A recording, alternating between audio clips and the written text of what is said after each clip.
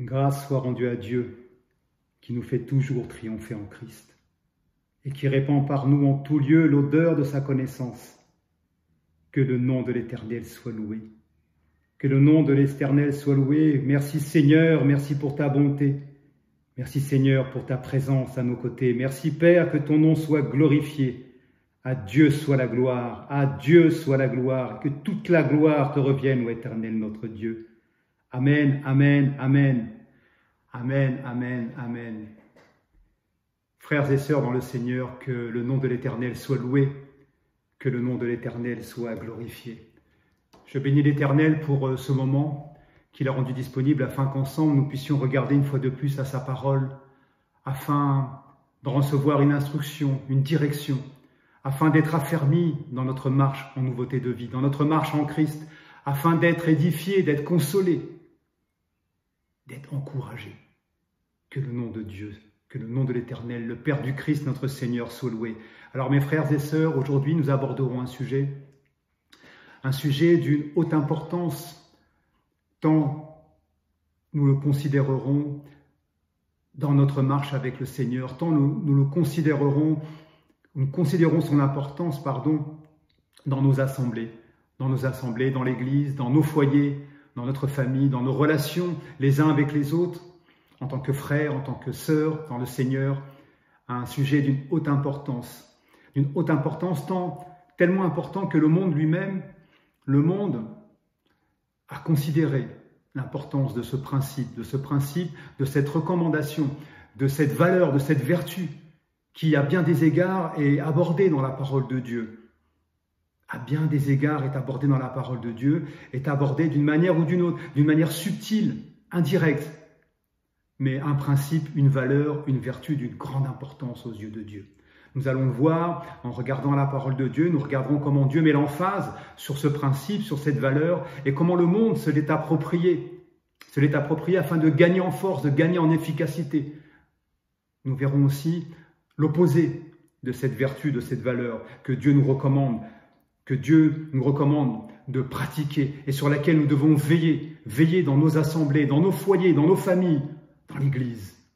Nous verrons comment le monde se l'est approprié et comment nous, en tant que chrétiens, nous devons aussi préserver cette valeur, cette recommandation que Dieu nous a donnée, afin de gagner en force, afin de gagner en sagesse, afin de gagner en cohésion au sein de nos assemblées et afin que nos assemblées, nos foyers, nos relations entre frères et sœurs puissent être forts. Nous évoquerons cette valeur, ce principe, cette vertu, et nous aborderons aussi son opposé. Nous verrons combien l'ennemi travaille à récupérer ces mégardes que nous avons eues parfois en négligeant ce principe, cette valeur, cette recommandation. Nous regarderons la parole de Dieu, nous allons voyager dans la parole de Dieu, nous allons regarder à bon nombre de versets et je crois Dieu que nous serons encouragés à travers cela et qu'ensemble nous allons prendre la décision de veiller sur cette valeur, de veiller sur cette vertu, de veiller sur cette recommandation que Dieu nous donne à bien des égards afin que nous puissions être forts et que nous puissions ensemble aller de l'avant, et que nous puissions voir les choses changer, tant dans nos foyers que dans nos assemblées, que dans l'Église. Mais avant que nous puissions commencer, allons en 2 Corinthiens, chapitre 2, s'il vous plaît.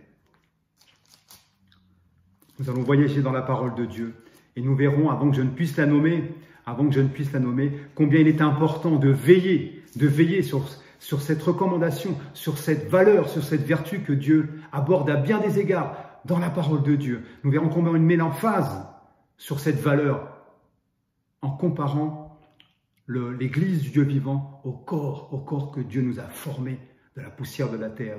Nous regarderons sur le fonctionnement de ce corps, comment le corps fonctionne et comment en tant que chrétiens, en tant qu'Église, en tant qu'assemblée, qui veulent marcher en nouveauté de vie, qui veulent marcher comme Dieu nous y a appelés, comment nous devons aussi considérer attentivement cette recommandation afin de veiller à ce que nous puissions avoir des assemblées, des foyers, une église qui soit forte. 2 Corinthiens chapitre 2, nous irons au verset 11.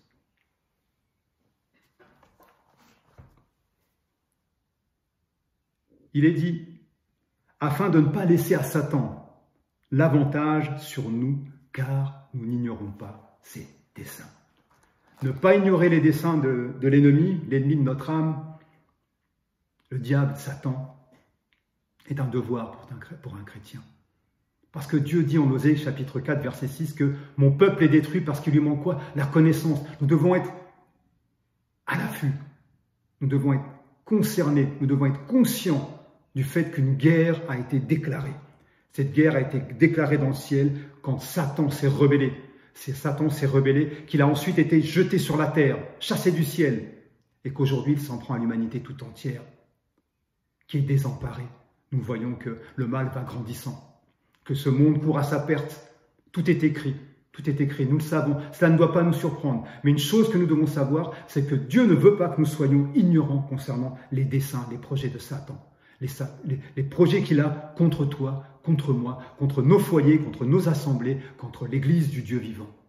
Nous ne devons pas avoir un train de retard. Nous devons être conscients qu'une guerre est menée contre ton âme parce que l'ennemi aimerait t'emmener avec lui en enfer pour l'éternité. Alors que Dieu, lui, te promet la vie éternelle. Si tu tiens ferme, si tu es trouvé fidèle, si tu es trouvé vêtu et non pas nu, alors mon frère, ma sœur, nous allons considérer aujourd'hui un principe puissant que dans nos assemblées, dans l'Église, dans nos foyers, dans nos relations entre frères et sœurs, nous devons valoriser, que nous devons magnifier et que nous devons pratiquer. Mais avant que nous puissions commencer, j'aimerais que nous puissions lever ce moment à Dieu par la prière. Prions. Éternel notre Dieu, Père très saint, mon âme bénit ton saint nom et te rend grâce, Seigneur. Je te rends grâce parce que tu ne veux pas que nous soyons ignorants concernant les desseins de l'ennemi. L'ennemi qui ne vient que pour dérober, égorger et détruire. Il frappe des coups sans relâche et sans cause, Seigneur. Il maintient la pression, l'oppression, la répétition de la pression sur nos vies, sur nos assemblées, Seigneur, sur nos cœurs, nos pensées. Mais Père, nous ne voulons pas lui laisser l'avantage. Nous ne voulons pas lui laisser l'avantage parce que nous n'ignorons pas ses desseins, Seigneur. C'est pourquoi, une fois de plus, Père, nous allons regarder à ta parole qui est la vérité. Cette parole au travers de laquelle, Père, tu nous consoles, tu nous édifies, tu nous affermis, tu nous instruis, tu nous encourages, afin que nous puissions tenir ferme dans les mauvais jours. Nous puissions résister dans le mauvais jour et tenir ferme après avoir tout surmonté. Alors Seigneur, merci pour ces instants.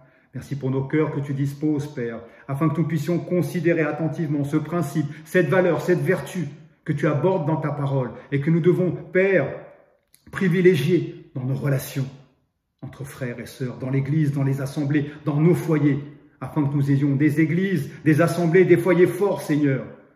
Merci, Seigneur, parce que nous irons de l'avant, par ta grâce, parce que, Père, une fois de plus, ta parole va retentir. Alors dispose nos cœurs à la recevoir. Je te rends grâce, Seigneur, pour les mots que tu as mis sur ma bouche, pour combien, Père, nous allons une fois de plus naviguer, aller, Père, de verset en verset, afin d'établir un fondement qui soit biblique, et qu'ensemble nous puissions marcher devant toi, avec humilité, avec obéissance, Seigneur, parce que l'obéissance vaut mieux que tous les sacrifices. Que ton nom soit loué, Seigneur. Je te rends grâce, je te remets ce moment, ces instants, Seigneur, ton Église qui va l'entendre, qui va l'écouter et le recevoir. Merci, Père, parce que nous allons nous discipliner et nous allons veiller, Père, parce qu'au travers de cet enseignement, Seigneur, tu vas nous mettre en garde. Tu vas nous mettre en garde afin que nous puissions être conscients que l'ennemi a des plans pour nous, qui s'opposent aux plans que toi, Père, tu as établis et que tu as arrêtés d'avance pour nous, toi qui n'as pour nous que des projets de paix et non de malheur. Alors Seigneur, donne-nous à être conscients, afin de ne pas laisser à l'avantage, de ne pas laisser à l'adversaire, à Satan, l'avantage sur nous, parce que nous n'ignorons pas ses desseins. Je te rends grâce, Père, je remets ces instants entre tes mains, au nom puissant de ton Fils, notre Seigneur, notre Sauveur, ressuscité et assis à ta droite dans les lieux célestes, Jésus-Christ. Amen. Afin de ne pas laisser à Satan l'avantage sur nous, car nous n'ignorons pas ses desseins. Je voudrais aujourd'hui vous parler d'un principe puissant, d'un principe que nous devons évidemment considérer et pratiquer, et je ne vais plus vous faire attendre, et ce principe, c'est l'unité. L'unité, la cohésion, l'unité qui apportera la force dans ton foyer, l'unité qui apportera la force dans ton assemblée, l'unité qui apportera la force dans l'Église, parce que Dieu veut que nous puissions être forts, forts par l'obéissance, forts par l'humilité, forts par la persévérance, forts par la foi, forts dans la prière. Mais l'unité est un principe puissant, uni. Nous regarderons à la parole de Dieu. Allons en Ecclésiaste chapitre 4. Avant que nous puissions avancer, j'aimerais vous donner une définition. Mais allons en Ecclésiaste chapitre 4. Et je vais vous donner la définition que j'ai retenue. Et comme notre frère Georges aime à le rappeler, c'est dans le dictionnaire Larousse que je suis allé pour avoir la définition de l'unité. Nous regarderons à l'unité et nous regarderons à son opposé. Parce que l'unité est le cœur de Dieu pour le croyant. Dans son foyer, dans son assemblée, dans sa relation avec ses frères et ses sœurs. C'est le cœur de Dieu, c'est le plan de Dieu, l'unité. Et à son opposé, son antithèse est la division. La division qui cause des dégâts, qui est une arme de destruction massive de l'ennemi, qui nous divise dans le but de nous fragiliser, dans le but de nous séparer, dans le but de nous affaiblir, de nous isoler. La division t'isolera. Ne sois pas divisé avec tes frères. Ne sois pas divisé avec ton assemblée. Ne laisse pas la division régner dans ton foyer. Ne laisse pas la division régner dans ton foyer. Nous allons regarder la parole de Dieu. Et je suis convaincu qu'à travers la parole de Dieu, nous allons être encouragés ensemble et que nous allons prendre des forces. Et qu'ensemble, nous veillerons sur nos foyers, nous veillerons sur nos assemblées, nous veillerons sur l'Église. Parce que Dieu nous encourage à demeurer unis. Ecclésiaste, chapitre 4.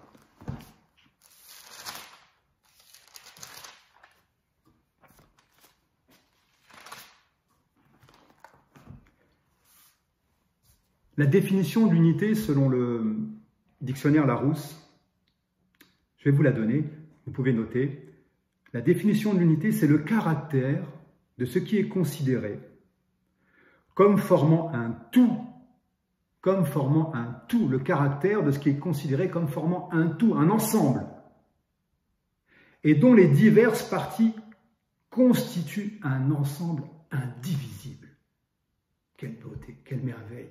Je répète, caractère de ce qui est considéré comme formant un tout, un ensemble, et dont les diverses parties, quelles que soient leurs différences, quel que soit leur point de départ, quel que soit leur parcours, quel que soit leur caractère, forment un ensemble, constituent un ensemble indivisible. Voilà la définition de l'unité. Et à contrario, son opposé, la division, je donnerai la définition Larousse que j'ai retenue. La division est un désaccord. La division est une discorde. La division est une dissension.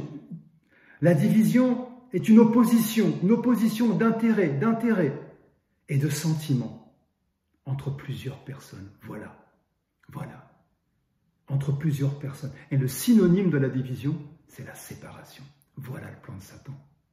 La séparation, le désaccord, l'opposition d'intérêts et de sentiments, en utilisant ton orgueil parfois, mon orgueil parfois, mon refus de pardonner, mon refus de m'humilier, mon refus de considérer la direction que Dieu donne dans la situation. Parfois, le désaccord va survenir. Nous ne pouvons pas empêcher les désaccords, mais tout doit être tranché à la lumière de la parole de Dieu, dans nos assemblées, dans notre Église, dans nos foyers, avec nos compagnes, avec nos épouses.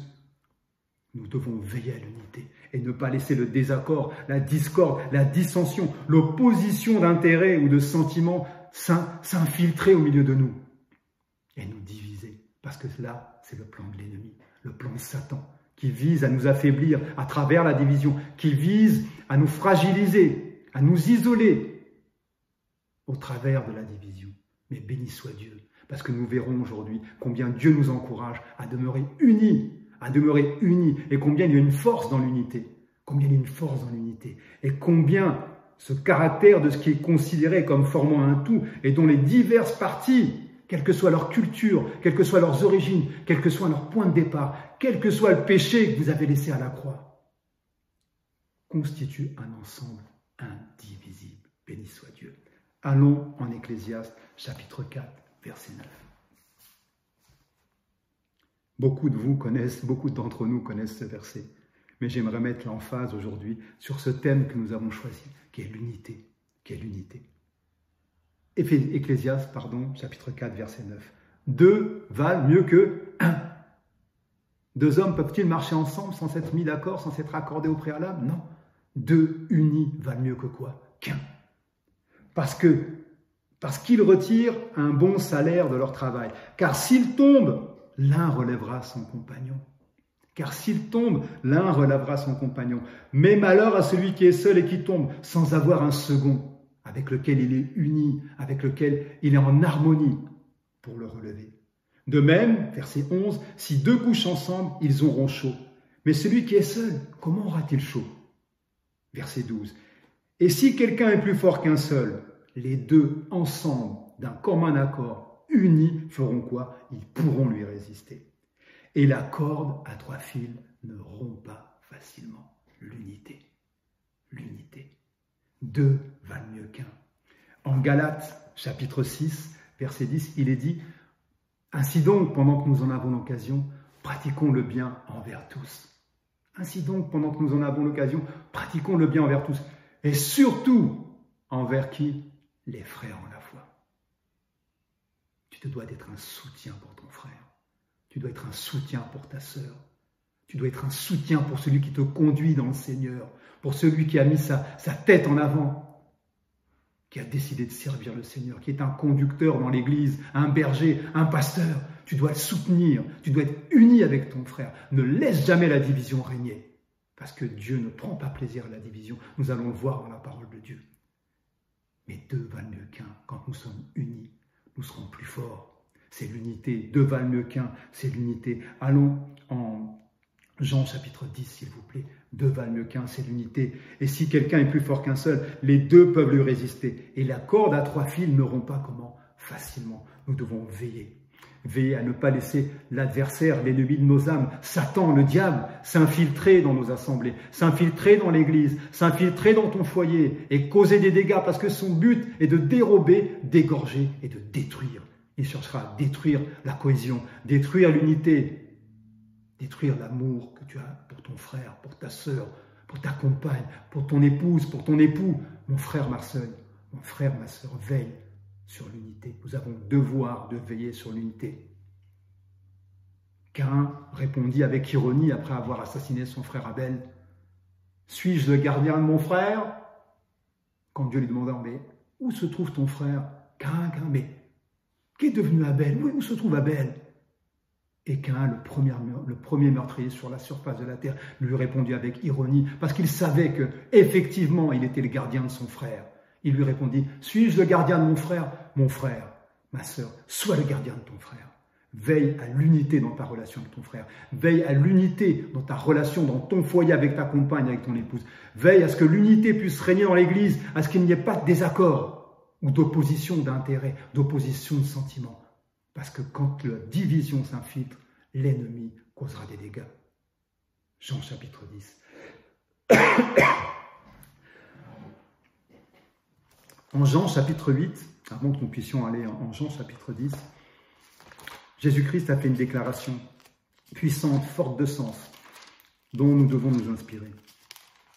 En Jean chapitre 8, allons en Jean chapitre 10, et je vais vous citer Jean chapitre 8.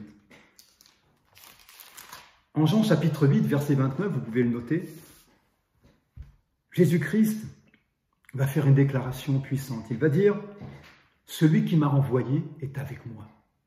Qui a envoyé Jésus-Christ? Son Père, bien sûr, Dieu Tout-Puissant, le Créateur des cieux et de la terre. Celui qui m'a envoyé, Dieu mon Père, est avec moi. Parce que il ne m'a pas laissé, celui qui m'a envoyé est avec moi. Il ne m'a pas laissé seul. Parce que je fais quoi? Toujours ce qui lui est agréable. Une clé est dans ce verset. Jésus-Christ a toujours fait la volonté de Dieu. Et de par sa fidélité, sa marche fidèle, de par son obéissance, Jésus-Christ a permis que Dieu puisse l'assister, quelles que soient les circonstances, quelles que soient les conditions. Dieu était à ses côtés. Dieu n'a jamais abandonné son Fils, parce que son Fils a toujours fait ce qui lui était agréable. Il marchait fidèlement selon la volonté du Père. Il ne considérait pas ses intérêts. Et en tant qu'enfant de Dieu, en tant que chrétien, nous devons nous aussi savoir qu'à mesure que nous ferons la volonté de Dieu, à mesure que nous marcherons fidèlement, Dieu sera avec nous. Il ne te laissera pas seul. Jean chapitre 10, verset 30. Je vais faire le lien maintenant avec le verset que nous allons voir ensemble. Et de ce fait, de sa marche fidèle, Jésus-Christ n'a rien laissé s'interposer entre lui et son Père. Jésus-Christ n'a rien laissé s'infiltrer dans sa relation avec son Père. Tu dois veiller à ce que rien ne vienne s'opposer, s'infiltrer entre toi, le Seigneur Jésus-Christ, et Dieu. Ne laisse pas la séparation, ne laisse pas l'ennemi, par tes erreurs, par ton manque d'humilité, ton manque de pardonner, ton manque d'amour, ton manque d'obéissance, ton manque de fidélité. Ne laisse pas l'ennemi te séparer de Dieu. Ne laisse pas l'ennemi te séparer de Dieu. Jean chapitre 10, verset 30. L'unité. Nous regardons à l'unité, mes frères et sœurs, combien il est important d'être unis ensemble avec le Seigneur, d'être unis avec Dieu de par notre fidélité, d'être unis avec nos frères, nos sœurs, d'être unis avec l'Église, d'être unis avec nos compagnes, nos épouses, nos maris, nos enfants, notre foyer doit être uni, fort. Jean chapitre 10, verset 30. Déclaration du Christ, Jésus notre Seigneur.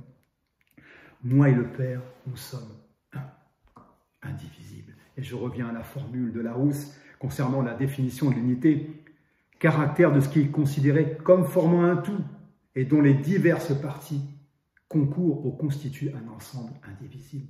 Jésus-Christ a pu faire cette déclaration de par sa marche fidèle, de par son obéissance, de par son humilité, de par sa persévérance. Jésus-Christ a pu faire cette déclaration. Moi et le Père, nous sommes un, nous sommes indivisibles. Le cœur de Dieu pour ta relation avec Dieu et que tu puisses être un avec le Seigneur Jésus-Christ et que tu puisses être un aussi avec ton Dieu, le Créateur des cieux et de la terre, de par ta marche fidèle et que tu puisses aussi faire cette déclaration. Celui qui m'a envoyé, celui qui m'a appelé est avec moi. Il ne m'a pas laissé seul. Pourquoi? Parce que je fais toujours ce qui lui est agréable. Veiller sur l'unité et faire ce que Dieu attend de toi, ce que Dieu attend de nous, et faire ce que Dieu reconnaît comme quelque chose d'agréable. Jean chapitre 10, verset 30. Allons en Matthieu, restons dans les évangiles. Nous regardons à différentes façons dont Dieu a abordé l'unité. Dieu a abordé l'unité de différentes manières, sans même la nommer. Pourquoi? Parce que c'est logique. Ça n'a aucun sens de laisser la division régner entre nous, d'être séparés, de laisser quelque chose entre toi et ton frère, de laisser quelque chose entre toi et ton épouse, entre toi et ton mari, entre toi et ton conducteur, entre toi et ton berger, ton pasteur. Ça tombe sous le sens, il est évident que l'unité est un principe que nous devons en tant que chrétiens considérer. Le monde considère l'unité. Le monde pratique l'unité et en recueille les bienfaits et les fruits sur le plan politique, sur le plan social, sur le plan sportif, sur le plan militaire. Quelle armée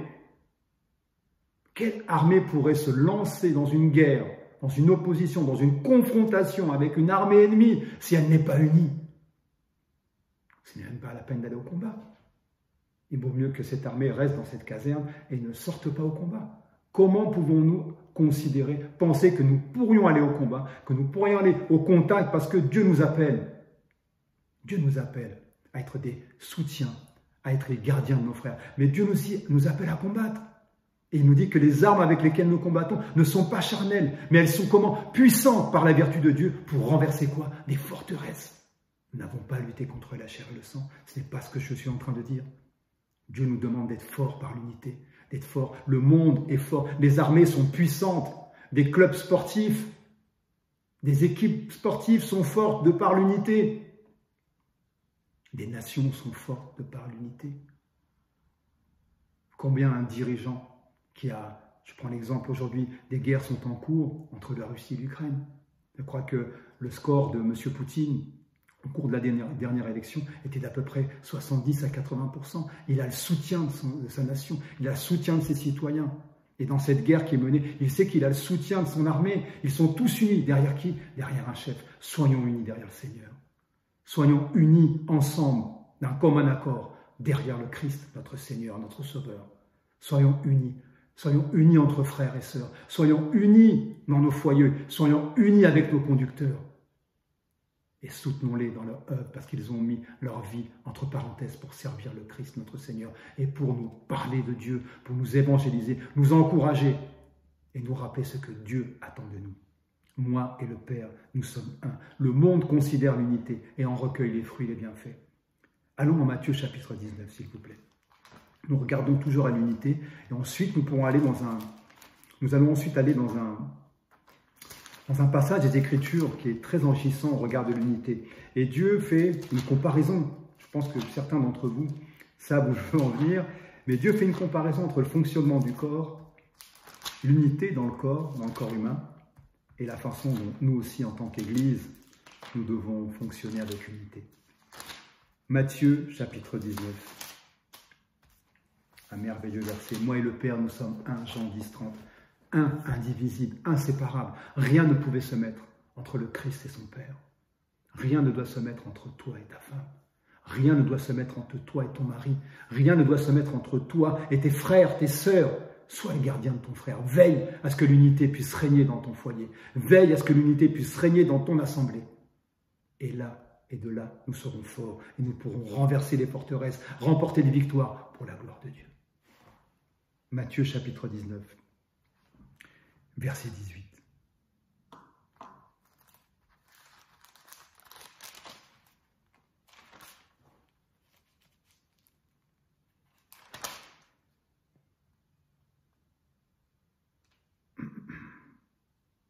Matthieu chapitre 19. Pardon, m'excusez. Matthieu 19, pardon, verset 6, autant pour moi. Matthieu 19, verset 6, pardon. Vous connaissez ce verset. Commençons au verset 5 pour donner le contexte comme notre frère Modeste aime à la rappeler. Verset 5, il est dit, c'est pourquoi l'homme quittera son père et sa mère et s'attachera à sa femme. Et les deux deviendront comment? Une seule chair, indivisible, unie. Unis devant Dieu et devant les hommes. Indivisible, une seule et même chair. Quel mystère, le mariage. C'est un mystère, parce que Dieu compare le mariage à la relation entre l'Église et le Christ. L'épouse et l'époux. L'Église et le Christ. Verset 6. Ainsi, ils ne sont plus deux, mais ils sont comment? Une seule chair. Que l'homme donc ne sépare point ce que Dieu a joint. Pourquoi? Pourquoi? Parce que la séparation n'est pas de Dieu. La séparation n'est pas le cœur de Dieu. La séparation n'est pas le plan de Dieu pour ton foyer. La séparation n'est pas le plan de Dieu pour ton assemblée. La séparation, la division n'est pas le plan de Dieu pour l'Église.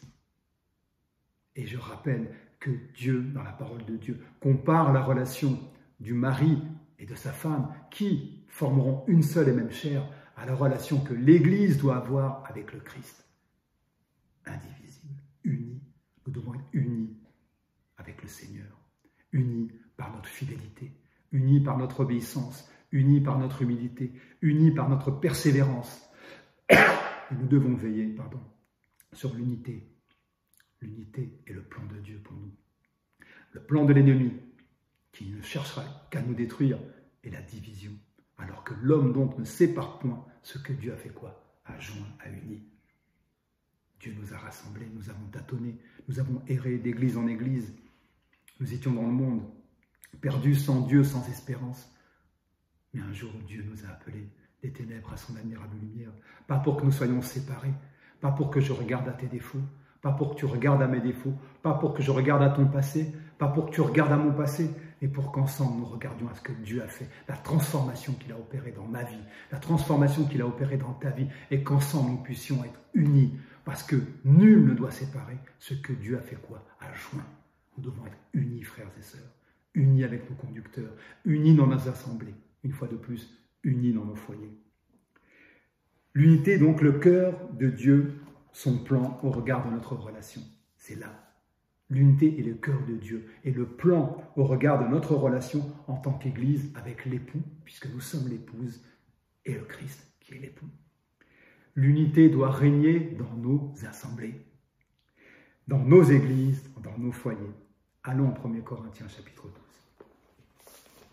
Quelle importance que l'homme donc, et on pourrait dire que nul ne sépare ce que Dieu a joint. Dieu nous a unis pour qu'ensemble nous soyons forts dans la foi, unis dans la prière, unis dans la foi, unis dans les épreuves, unis dans la joie, unis dans la peine, parce que deux valent mieux qu'un, l'unité. L'unité est qu'une corde à 3 fils ne rompt pas facilement. Quand nous sommes unis, nous serons indivisibles, nous serons forts. 1 Corinthiens chapitre 12. Que le nom de l'Éternel soit loué, que son nom soit loué, béni soit Dieu pour l'unité. Quelle importance Le monde a compris la force qu'il y a dans l'unité. Le monde la pratique. Et parfois, nous ne sommes que des spectateurs, nous manquons de considération. Et plutôt que de nous aussi de nous discipliner et de considérer les choses attentivement, nous passons à côté, alors que Dieu nous encourage à être unis et forts. 1 Corinthiens chapitre 12. Nous allons lire un texte et nous allons voir, comme je le disais tout à l'heure, combien Dieu, au travers de ce texte, va apporter une comparaison et mettre de l'emphase sur l'unité en démontrant que la définition que nous avons vue dans Larousse est vraie. Cette définition est vraie, puisque caractère de ce qui est considéré comme formant un tout qui constitue un ensemble indivisible. Et là, nous allons le voir, cette unité, cette cohésion, au travers de l'allégorie sur laquelle Dieu met l'emphase en 1 Corinthiens chapitre 12, où Dieu traite du fonctionnement donc de l'Église, du corps du Christ, et va le comparer au corps humain. 1 Corinthiens chapitre 12. Et nous verrons ô combien de fois dans ce chapitre, dans ces quelques versets que nous allons partager, Dieu met l'emphase sur l'unité, sans même la nommer, mais d'une manière subtile, d'une manière si sage, si subtile, mais pour celui qui a les oreilles pour entendre et les yeux pour voir, vous comprendrez qu'il est sujet, il est question de l'unité. 1 Corinthiens chapitre 12, verset 12. Car comme le corps est un et a plusieurs membres, et comme tous les membres du corps, malgré leur nombre, ne forment qu'un seul corps, ainsi en est-il de Christ. Le corps du Christ, indivisible. Le corps est formé de plusieurs, nous allons le voir, je continue, je ne veux pas brûler les étapes. Nous avons tous été en effet baptisés dans un seul esprit, une fois de plus, l'unité. Pour former quoi? Un seul corps, l'unité. Soit juif, soit grec, soit européen, soit africain, soit canadien, américain, soit esclave, soit libre, nous avons tous été abreuvés d'un seul unité, l'unité, un seul esprit. Ainsi, le corps n'est pas un seul membre. Il n'est pas un seul membre, mais il est formé de plusieurs membres. Un tout dont les diverses parties constituent un ensemble indivisible. Rappelez-vous la formule de Larousse. Un tout, l'ensemble dont les diverses parties constituent un ensemble indivisible. Ainsi, le corps n'est pas un seul membre, mais il est formé de plusieurs membres. Si le pied disait « parce que je ne suis pas une main, je ne suis pas du corps », ne serait-il pas du corps pour cela? Et si l'oreille disait « parce que je ne suis pas un œil, moi, je ne suis pas du corps », ne serait-elle pas du corps pour autant? Verset 17. Si tout le corps était œil, où serait l'ouïe? Et si tout le corps était ouïe, où serait l'odorat? Maintenant, Dieu a placé chacun de membres dans le corps comme il a voulu. Les diverses parties formant un ensemble indivisible. Verset 19. Si tous étaient un seul membre, où serait le corps? Maintenant donc, il y a plusieurs membres, mais il y a comment? Un seul corps, l'unité. Tous ces organes, toutes ces cellules, tous ces atomes, toute cette complexité du corps humain forment un seul et même ensemble indivisible. Et l'oreille ne peut pas dire à la main « je ne suis pas du corps parce que je ne suis pas une main ». Et là, j'ouvre une parenthèse, tu as ton rôle. Tu as un rôle dans le corps. Chacun d'entre nous a un rôle dans le corps. Chacun d'entre nous a une mission à accomplir pour l'édification du corps du Christ. Chacun de nous a un rôle à jouer, une partition à jouer, si je peux le dire ainsi. Chacun de nous a son importance. Tu as, mon frère, ton importance. Tu as, ma sœur, ton importance. Tu as ton utilité. Tu as ton ministère à accomplir. Soit par la prière, soit par la foi, soit par les bonnes œuvres, soit par l'exemplarité, soit par la prédication si tu es un frère, soit par l'enseignement si tu es un frère, soit par la direction si Dieu t'appelle à la direction en tant que frère. Mais tu as un rôle à jouer en tant qu'épouse, en tant que sœur, en tant que frère, en tant que serviteur. Tu as un rôle parce que tu fais partie de ce corps. Et rien et ni personne ne doit séparer ce que Dieu a uni. Dieu nous a réunis ensemble, malgré nos diversités culturelles, académiques, humaines, sociales, professionnelles. Nous formons un seul et même corps pour la gloire de Dieu. pour la gloire de Dieu. Verset 20. Maintenant donc, il y a plusieurs membres et un seul corps, l'unité. L'œil ne peut pas dire à la main, je n'ai pas besoin de toi, ni la tête dire aux pieds, je n'ai pas besoin de vous. Nous avons tous besoin les uns des autres. Mon frère, ma sœur, le Christ, le corps du Christ fonctionnant, l'Église du Dieu vivant a besoin de toi. Nous avons besoin les uns des autres. Nous avons besoin de cette unité parce que les diverses parties doivent concourir à former cet ensemble indivisible qu'est le corps du Christ. Verset 22. Mais bien plutôt les membres du corps qui paraissent être les plus faibles sont nécessaires. Et ceux que nous estimons être les moins honorables du corps, nous les entourons d'un plus grand honneur. Ainsi nos membres les moins honnêtes reçoivent plus d'honneur. Tandis que ceux qui sont honnêtes n'en ont pas besoin. Dieu a disposé le corps de manière à donner plus d'honneur à ceux qui en manquaient. Verset 25, et vous pouvez souligner ce verset. Parce que Dieu utilise l'allégorie du corps pour le comparer à l'Église, la façon dont l'Église doit fonctionner d'une manière indivisible avec unité, dans le but afin qu'il n'y ait pas de division. Afin qu'il n'y ait pas de quoi? De division. Qu'il n'y ait pas de division. La division est l'œuvre de l'ennemi dans ton foyer. La division est l'œuvre de Satan dans ton assemblée. La division est l'œuvre du diable dans l'Église. Dieu ne prend pas plaisir à ce qu'il puisse y avoir de division. Et nous verrons une mise en garde de Dieu concernant la division et une mise en garde de Dieu concernant combien nous devons veiller en tant que sentinelles sur l'unité qui doit régner dans nos assemblées. Afin qu'il n'y ait pas de division dans le corps, mais que les membres aient également soin les uns des autres. Nous sommes allés en Galates tout à l'heure, n'est-ce pas? Avoir soin les uns des autres. Galates 6:10. Ainsi donc, pendant que tu en as l'occasion, pendant que j'en ai l'occasion, pratiquons le bien envers tous. Mais surtout, envers qui? Les frères en la foi. Mais surtout envers les frères en la foi. Afin qu'il n'y ait pas de division dans le corps, mais que les membres aient également soin les uns des autres. Rappelons-nous, suis-je le gardien de mon frère? Oui, tu es le gardien de ton frère. Oui, tu es le gardien de ta sœur. Tu dois veiller sur ta sœur. Tu dois veiller sur ton frère. Tu dois être une sentinelle pour ton frère, une sentinelle pour ta sœur, une sentinelle pour ton assemblée. Tu dois veiller à ce que l'ennemi n'infiltre pas ses buts dans le but de détruire, de fragiliser, de parasiter, de paralyser un chrétien ou une chrétienne ou une assemblée tout entière. Parce qu'à partir du moment où la division s'infiltre, la destruction n'est pas loin. Quand la division s'infiltre, la destruction n'est pas loin. Verset 26. Et si un membre souffre, tous les membres souffrent avec lui. Si un membre est honoré, tous les membres se réjouissent avec lui. Voilà, unis dans la peine. Quand un membre souffre, nous sommes unis. Nous prenons part à sa peine. Nous avons de la compassion, de l'empathie. Nous prenons part à sa peine, à ses pleurs, à sa douleur. Nous prions pour lui. Nous le soutenons. Nous le prenons dans nos bras s'il le faut.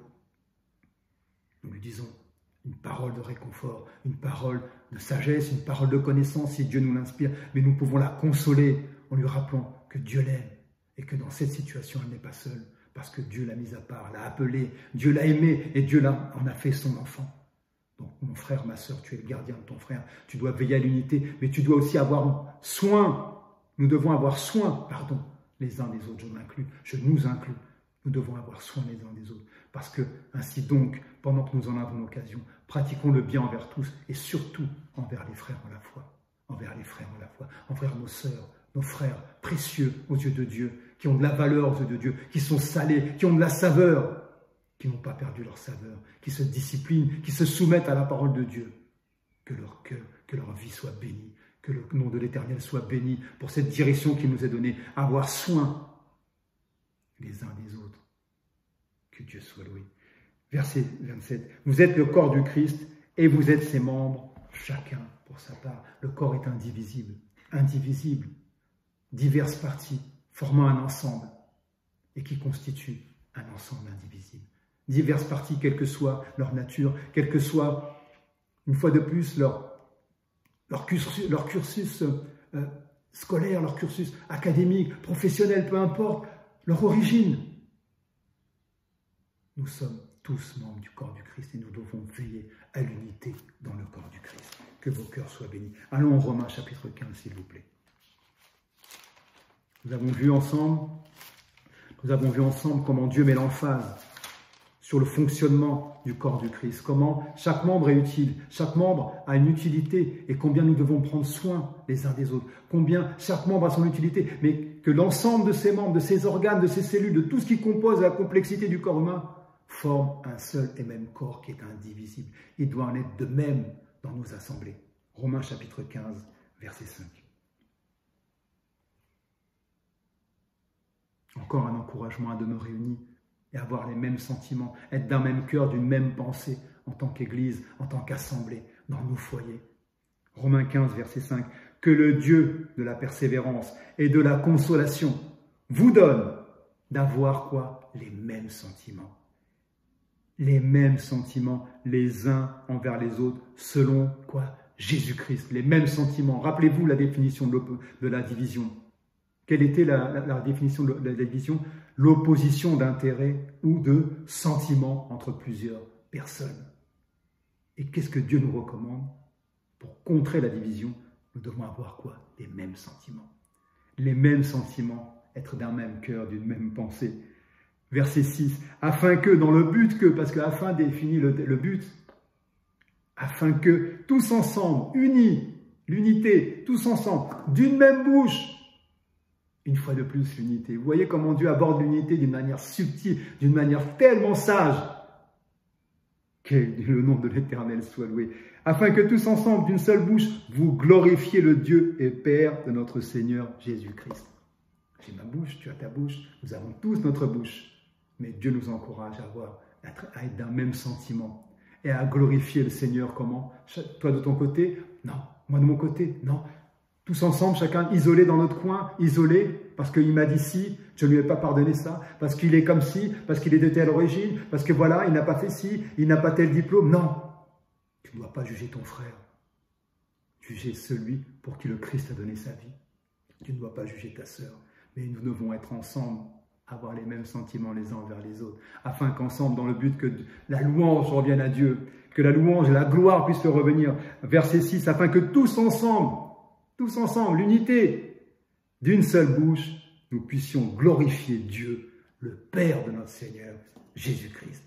Allons en Romains, chapitre 14, juste derrière, et nous voyons le verset 19. Ainsi donc, recherchons ce qui contribue à la paix et à l'édification mutuelle. La division ne contribue pas à la paix et à la division mutuelle. Il y a un effort à produire. Ainsi donc, recherchons, c'est un impératif. Il y a un devoir de rechercher ce qui contribue à la paix. Pardonne s'il faut pardonner. Pardonne véritablement. Pardonne ton frère. Arrête de le juger. Ne juge pas ton conducteur. Ne le jalouse pas parce qu'il est conducteur et que toi tu ne l'es pas. Ne jalouse pas ton frère parce qu'il a réussi dans tel aspect de sa vie, mais toi tu n'y arrives pas. Ma grâce te suffit, a dit l'Éternel. Ayons les mêmes sentiments les uns envers les autres. Pardonnons. Veillons à ce que l'unité puisse régner et que la paix du Christ puisse régner dans nos cœurs et dans nos assemblées. Nous allons maintenant passer à la dernière partie de cette intervention, de cet enseignement, qui est la mise en garde de Dieu, que Dieu nous fait afin que nous puissions préserver l'unité. Allons en Romains toujours, nous sommes toujours en Romains, chapitre 16.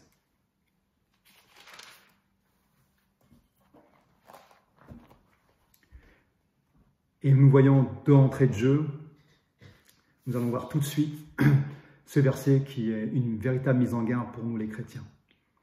Pour nous les chefs de famille aussi, les maris, dans nos foyers, nous qui sommes les autorités qui donnent la direction dans nos foyers, auprès de nos épouses, de nos enfants. La direction dans l'église, parfois, quand nous sommes des conducteurs, quand nous sommes des pasteurs, des bergers. La direction est donnée et Dieu nous encourage à veiller sur l'unité. Parce qu'il y a une force derrière l'unité. Et nous verrons un verset puissant à la fin de cet enseignement qui nous y encourage. Romains 16, verset 17. Il est dit, je vous exhorte, donc je vous encourage. Qui? Frère, toi qui as cru, frère, je t'encourage à prendre garde, à être vigilant. Attention, le gyrophare rouge s'allume, la sirène, si je peux le dire, l'alarme est enclenchée. Je t'encourage, frère, à prendre garde à ceux qui font quoi? Qui causent des divisions. et des scandales au préjudice de l'enseignement que vous avez reçu. Éloignez-vous d'eux. Il y a un devoir de s'en éloigner. Il y a un devoir de prendre des distances. Nous devons veiller, être le gardien de nos frères, mais veiller sur nos assemblées, nos foyers, afin qu'il n'y ait pas de division. Il ne peut pas y avoir de division dans le corps du Christ, parce que chaque membre est utile et nous sommes unis dans un même corps. Chaque membre ayant son utilité, nous avons les mêmes sentiments, les mêmes pensées. Et si une erreur est commise, nous nous pardonnons réciproquement, comme Dieu nous a pardonné en Christ. Nous veillons à l'intégrité, à la cohésion dans le corps du Christ, parce que nous sommes tous membres les uns des autres, et nous formons ensemble, malgré notre diversité, un seul et même corps. Que le nom de l'Éternel soit loué, parce que Dieu nous encourage à prendre garde. Il est bien dit, à prendre quoi? À prendre garde, à être vigilant, concernant ceux qui provoquent quoi? Des divisions. Allons en Tite, chapitre 3. Nous devons veiller, veiller parce que la division est la première porte vers la destruction, vers la rupture de la communion, la division. Ne pas être divisé avec nos frères, parce que la Bible dit, si quelqu'un dit j'aime Dieu et qu'il haïsse son frère, c'est un menteur. Comment peux-tu aimer Dieu que tu ne vois pas et détester le frère que tu vois de tes yeux? Dieu t'a confié une mission, c'est de préserver l'unité, d'avoir les mêmes sentiments avec ton frère, de lui pardonner, de l'encourager à devenir meilleur, et qu'ensemble vous puissiez vous aiguiser, vous affûter, vous encourager et avancer. Si quelqu'un dit j'aime Dieu et qu'il haïsse son frère, c'est un menteur. Car comment peux-tu aimer Dieu que tu ne vois pas? Dire que tu aimes Dieu que tu ne vois pas alors que tu détestes ton frère que tu vois. Il y a un devoir de préserver l'unité dans nos foyers, dans nos assemblées, dans le corps du Christ. Allons en Tite, je disais. Nous continuons dans la mise en garde. Et nous terminerons bientôt une mise en garde, parce que il est de notre devoir. Ça tombe sous le sens. L'unité doit régner dans nos assemblées. L'unité doit régner dans notre foyer. Nous en avons la responsabilité. Nous en avons la responsabilité. Tite. Et l'unité est une force. L'unité apporte la force. La division apporte la faiblesse. Elle fragilise. Elle isole. Elle est la première porte vers la rupture de la communion avec Dieu. La première porte vers la destruction. Quand il y a division, c'est terminé. Vous savez, l'ennemi est comparé, le diable, Satan, est comparé au lion dans la parole de Dieu, à bien des égards. Le Christ aussi, on regarde les qualités que peut avoir le lion, est aussi considéré, pas considéré, mais est représenté comme étant le lion conquérant. Mais l'ennemi, qui rôde comme un lion rugissant, rugit et rugit. Et une des techniques, une des stratégies, une des techniques de chasse qu'a développé le lion ou la lionne, qui va chasser le bétail, le gibier, pour pouvoir nourrir ses petits, pour pouvoir se nourrir. Et le fait d'utiliser la peur, de rugir, et le rugissement d'un lion terrifie, est terrifiant, il paralyse, il tétanise les proies. Et quand un troupeau d'antilopes, un troupeau de gnous, peu importe, un troupeau est confronté à ce rugissement de lion, sachant que le lion est dans les parages, il n'est pas loin, il est prêt à attaquer, cela déclenche une situation de panique au sein du troupeau. Parce que la peur que l'antilope peut avoir du lion est légitime.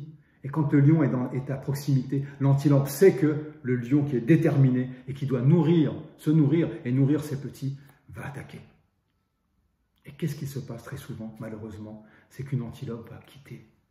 De par la peur de sentir le lion s'approcher, de sentir le lion qui est à proximité, de par la peur d'entendre le rugissement de lion, qu'est-ce que va faire l'antilope? Elle va s'écarter. Elle va s'isoler. Elle va penser qu'en prenant la fuite seule, elle sera épargnée. Et devinez, quelle est la première antilope sur laquelle le lion va se jeter, c'est sur celle qui s'est détachée du troupeau, qui s'est séparée. Voilà pourquoi la séparation dans le corps du Christ, la division ne doit pas régner. Nous ne pouvons pas nous séparer du troupeau. Nous devons être unis d'un même cœur, d'une même pensée, avoir les mêmes sentiments les uns envers les autres, être le gardien de nos frères et veiller dans nos foyers, dans nos assemblées à ce que l'unité puisse régner. Parce que l'unité est d'une haute importance, d'une importance capitale. Quand nous voyons en 1 Corinthiens chapitre 12 le fonctionnement du corps humain, le fait que toutes toutes ces parties, ces diverses parties, malgré leur complexité, leur diversité, forment un ensemble indivisible. Il en est de même pour le corps du Christ que nous formons. Nous devons veiller à l'unité. Tite, je disais, chapitre 3. Ne pas se laisser isoler. Ne pas se laisser isoler, parce que l'ennemi bondira. Et ne pas nous séparer de nos frères. Je ne veux pas me séparer de mon frère, de son soutien. Je ne veux pas me séparer de mon frère, de son soutien, du soutien qu'il peut avoir envers moi dans une situation. Je sais qu'il pleurera avec moi quand je serai dans la peine. Je sais qu'il me soutiendra et qu'ensemble nous nous réjouirons quand nous obtiendrons une avancée, une victoire.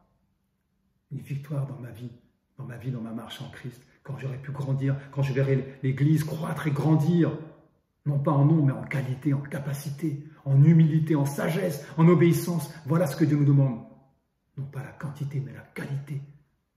Voilà, nous pourrons nous réjouir ensemble. Voilà ce que Dieu nous recommande.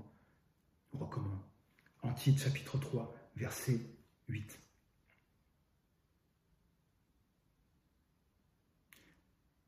Cette parole est comment? Certaine.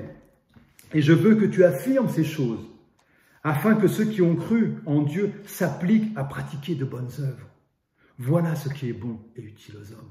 Préserver l'unité, avoir les mêmes sentiments les uns envers les autres, être le gardien de ton frère, le gardien de ton foyer. Voilà une bonne œuvre. Voilà ce qui est bon et utile aux hommes. Verset 9. Mais évite les discussions folles, les généalogies, les querelles, les disputes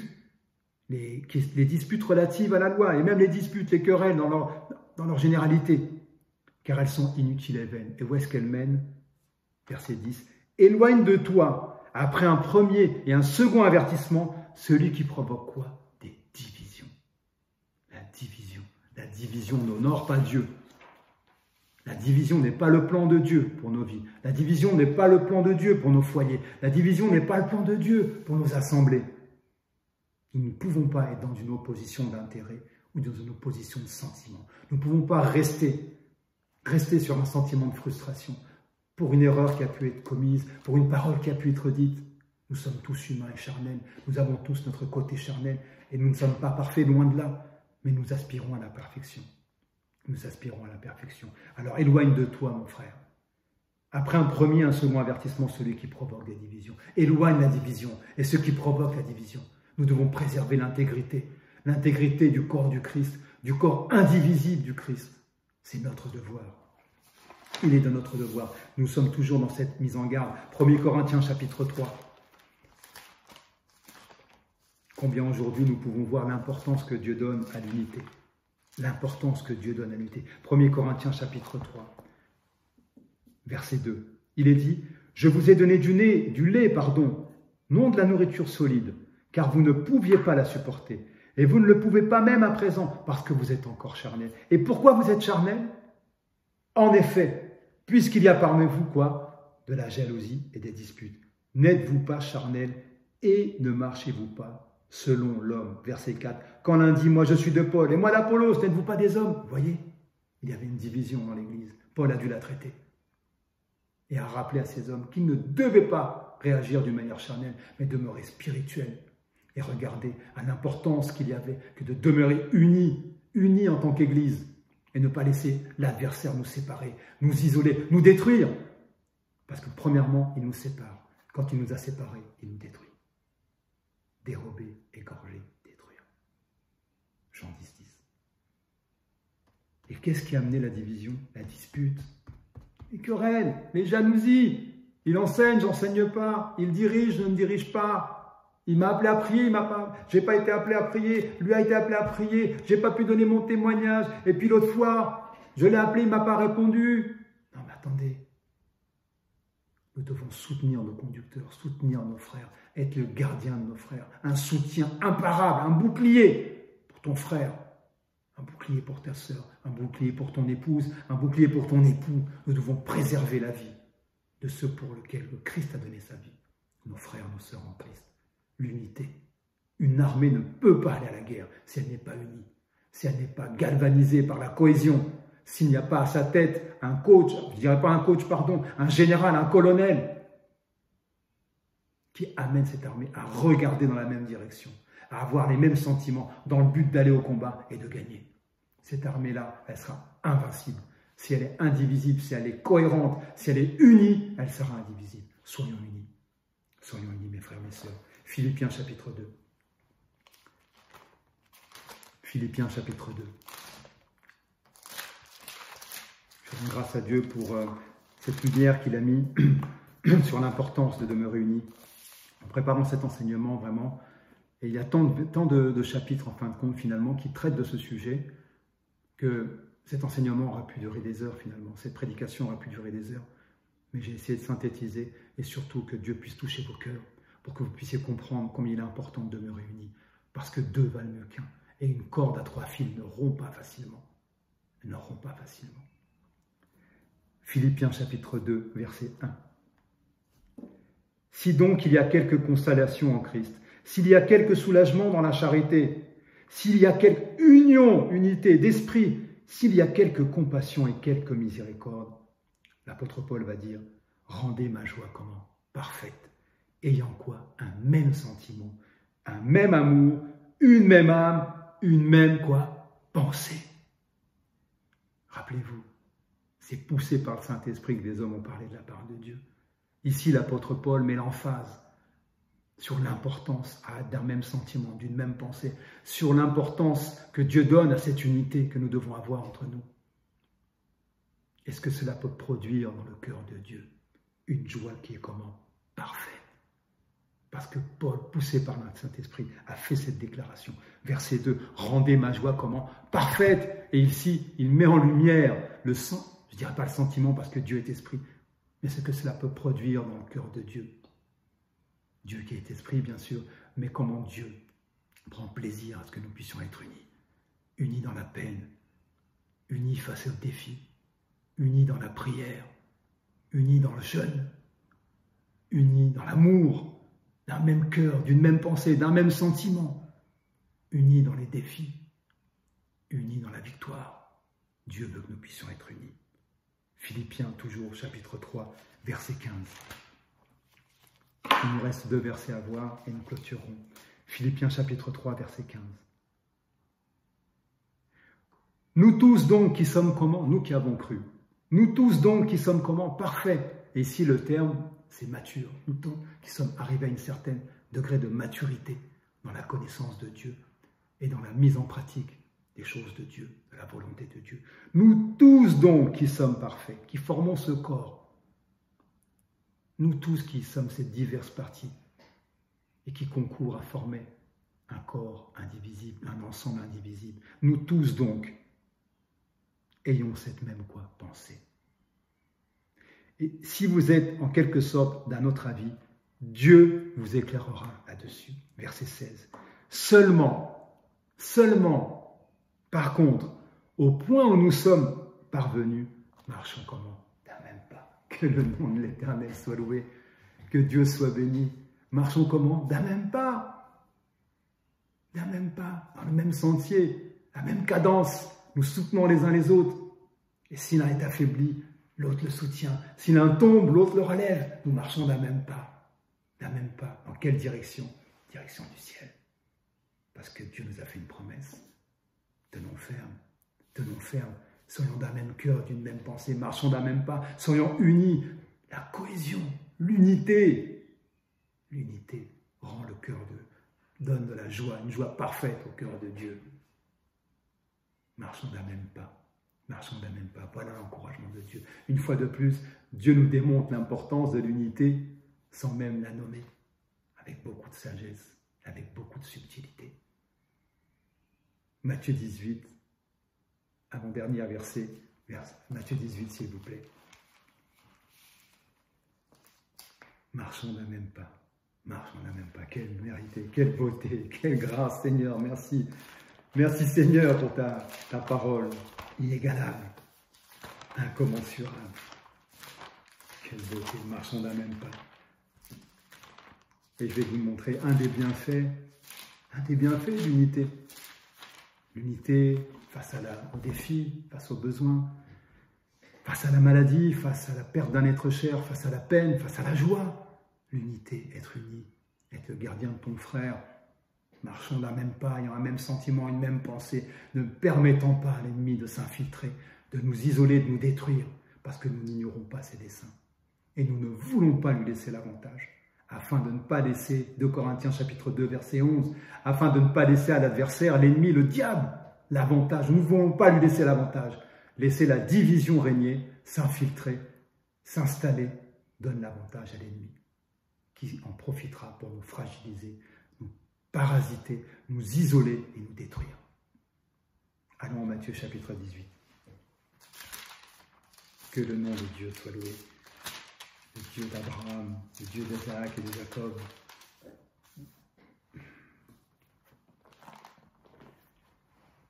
Matthieu chapitre 18, verset 18.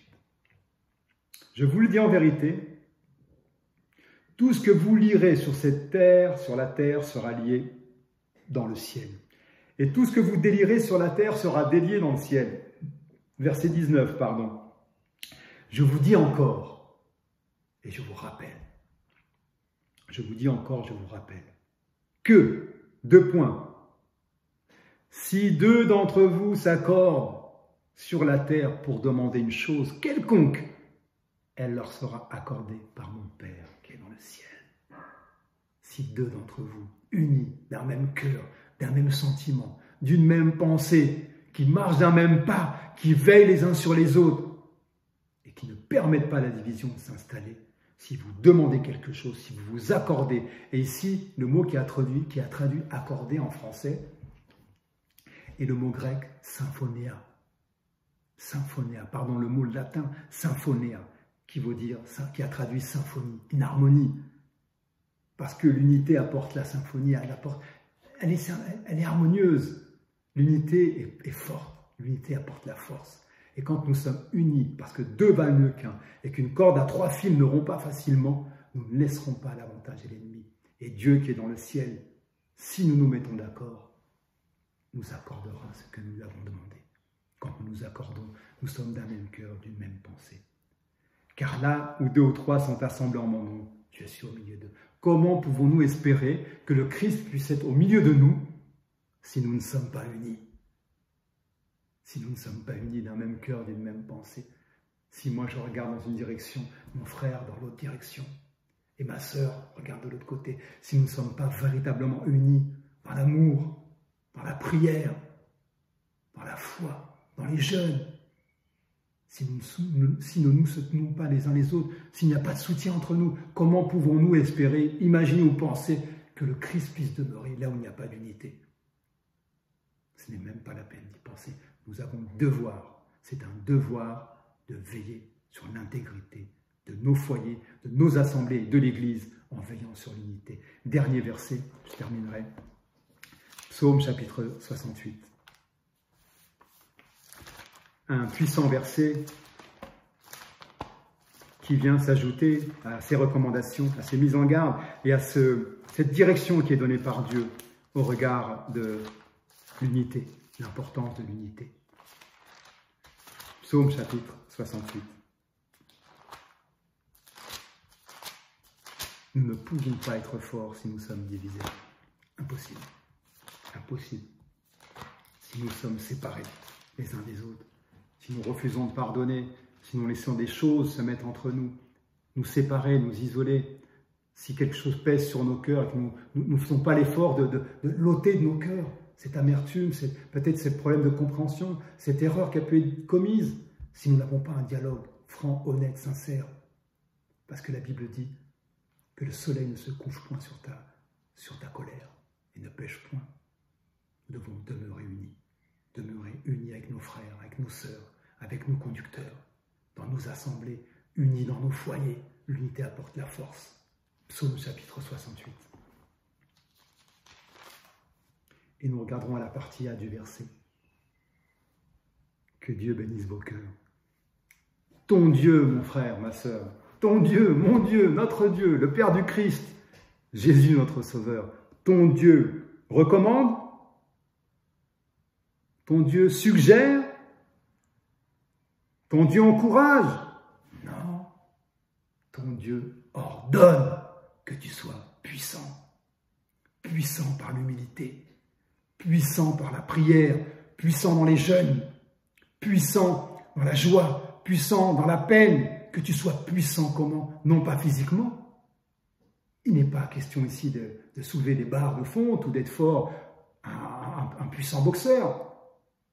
Non pas intellectuellement non plus, mais que tu sois fort, parce que la Bible dit que car les armes avec lesquelles nous combattons ne sont pas charnelles. Il ne s'agit pas d'un combat charnel, car les armes avec lesquelles nous combattons ne sont pas charnelles, mais elles sont puissantes pour la vertu de Dieu, par la vertu de Dieu, pour renverser des forteresses. Nous renversons les raisonnements et toute hauteur qui s'élève contre la connaissance de Dieu. Et nous emmenons toute pensée captive à l'obéissance de Christ. Puissant, ton Dieu t'ordonne d'être puissant, puissant par l'unité. Nous aurons des foyers puissants, nous aurons des assemblées puissantes, nous aurons une église puissante quand nous préserverons l'unité. Et qu'ensemble, nous serons d'un même cœur, d'un même sentiment, d'une même pensée, et qu'ensemble, nous marcherons d'un même pas pour la gloire de Dieu. Que Dieu bénisse vos cœurs. Soyez bénis, mes frères et sœurs. À très bientôt.